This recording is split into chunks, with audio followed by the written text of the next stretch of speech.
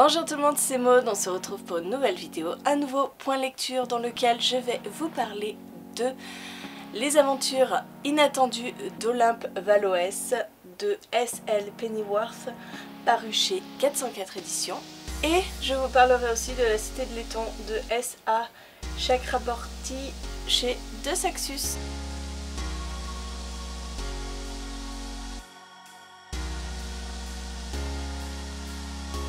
On commence tout de suite avec Les aventures inattendues d'Olympe Valoès. C'est un titre que j'ai plutôt bien apprécié parce qu'on est dans une thématique que j'adore, celle des mondes parallèles.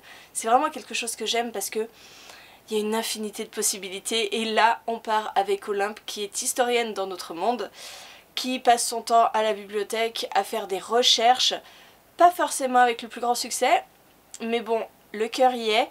Elle va se faire aborder par deux hommes qui vont la conduire dans un univers parallèle, rien que ça.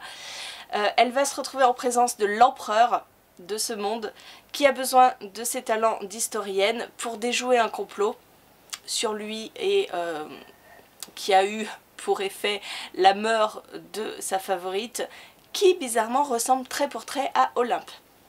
Bref, voilà, Olympe va être propulsée dans ce monde qu'elle ne connaît pas avec des changements extraordinaires par rapport à l'histoire qu'elle connaît. Alors moi je suis pas du tout familière à tout ce qui est Révolution française, tout ce qui est Bonaparte, Louis XVI, tout ça, je connais pas grand chose. Mais voilà, on retravaille l'histoire en faisant que la Révolution française n'ait jamais eu lieu, que Bonaparte et Louis XVI, je crois, se sont alliés. Bref, voilà, tout un pan de l'histoire qui change complètement. Olympe va se retrouver plongée là-dedans. En plus, elle doit subir cette ressemblance qu'elle a avec la favorite de l'empereur, faire semblant d'être la favorite de l'empereur, ce qui va engendrer pas mal de situations complexes. Et, chose très importante, la magie n'a pas disparu dans ce monde, puisque il existe des dragons. Voilà, il y a des dragons qui volent dans les airs, qui sont les conseillers des empereurs. Par exemple, Richelieu était un dragon. Bref, voilà, toute une manipulation de l'histoire qui était hyper intéressante, que j'ai beaucoup aimé là-dessus. Le point qui m'a un petit peu déplu, on va dire, même si c'est pas vraiment le plus déplaisant, mais si vous voulez, cette histoire est quand même très tournée sur la romance. Olympe se fait passer pour la favorite de l'empereur, donc forcément il y a une sorte d'intimité qui va se créer entre les deux, qui était un peu forcée, j'ai trouvé. La romance pour moi n'est pas des plus subtiles. On y tourne beaucoup autour. Olympe va avoir très vite des sentiments pour l'empereur alors qu'elle ne le connaît ni d'Ève ni d'Adam. L'empereur, bah, c'est normal qu'il ait des sentiments pour Olympe puisqu'il avait des sentiments pour son ancienne maîtresse. Elles sont assez similaires, donc voilà, il n'y a rien d'anormal là-dedans. Mais pour Olympe, c'est moins naturel. Donc voilà, j'ai été un peu, alors pas chagrinée, pas déçue ou quoi que ce soit, mais voilà, la romance aurait été plus subtile, ça m'aurait un petit peu plus plu, ainsi que la résolution qui finalement allait de soi. Il n'y avait pas vraiment d'étonnement dans cette résolution.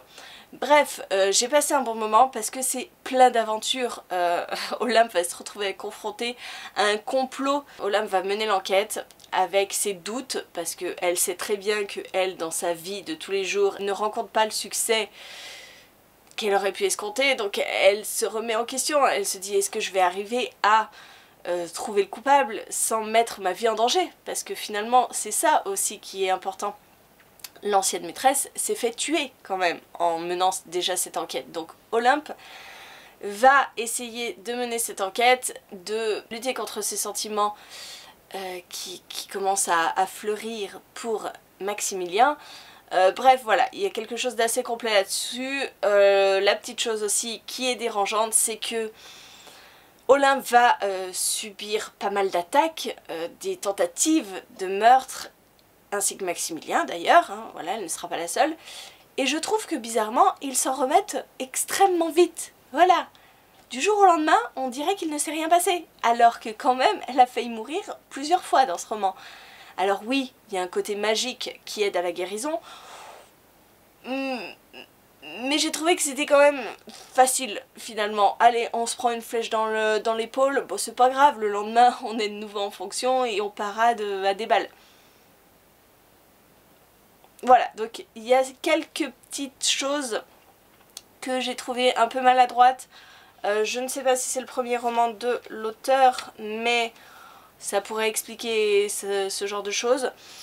En attendant, c'était plutôt agréable, j'ai beaucoup aimé les mondes parallèles et tout ce qui fait que on est dans une sorte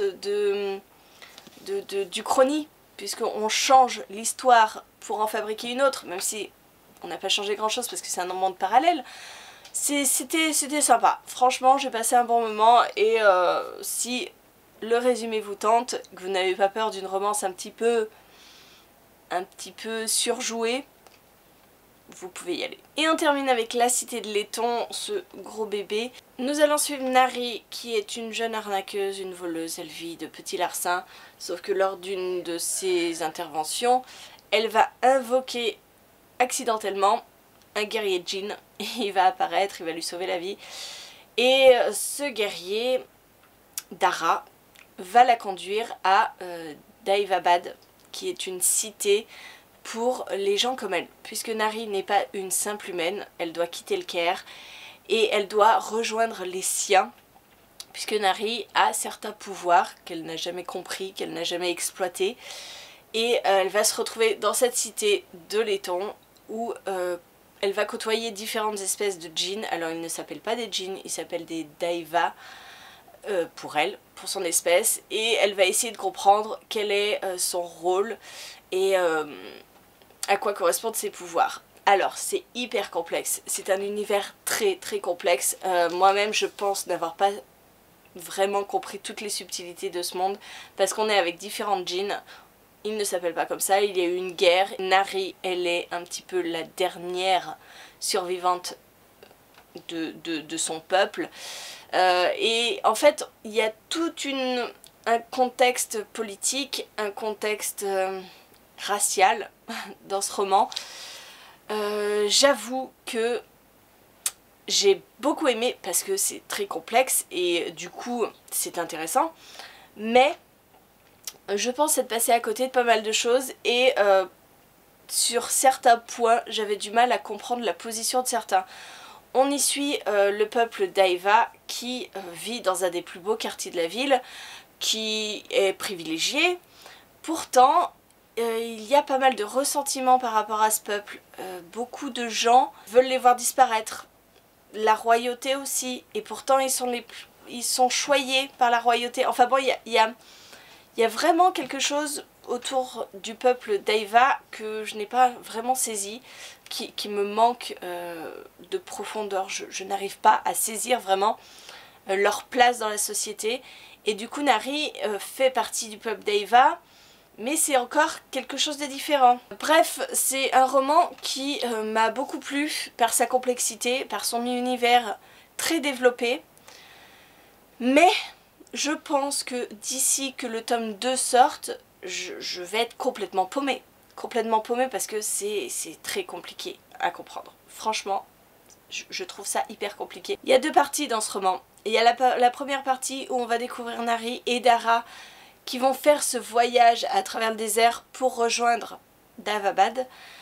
Et il y a la seconde partie où Nari arrive à Daevabad et où elle va découvrir qui elle est et découvrir les intrigues de la cour et découvrir tout ce qui va être sa vie dorénavant. La première partie est plutôt un peu longuée, même s'il y a pas mal de choses qui se passent sur le trajet, mais voilà, on sait rien, clairement on ne sait pas vraiment ce qui se passe, on comprend pas tout. La seconde partie nous donne plus de réponses, mais comme je vous ai dit, il faut ingurgiter pas mal de choses avant de comprendre de quoi il retourne. Quoi qu'il en soit, j'ai beaucoup aimé, mais je crois que je vais me faire des fiches pour ce roman parce que je vous assure que quand le tome 2 va arriver, j'aurai tout oublié, malheureusement. Mais c'était sympa, complexe, mais sympa. si vous aimez ce genre de littérature orientale, puisqu'on est complètement dans une mythologie orientale avec des djinns qui ont des pouvoirs, mais il y a une certaine guerre et un certain problème entre les djinns de sang pur et les djinns de sang mêlé, bah allez-y, jetez-vous dedans parce que je pense que ça vous plaira, mais soyez attentifs. Voilà, j'en ai terminé pour cette vidéo, merci de l'avoir regardé jusqu'au bout, n'hésitez pas à me dire en commentaire si vous avez lu un de ces livres, ce que vous en avez pensé, et moi en attendant je vous fais des gros bisous, je vous souhaite une très bonne journée, de très bonnes lectures, et je vous dis à très bientôt pour une nouvelle vidéo.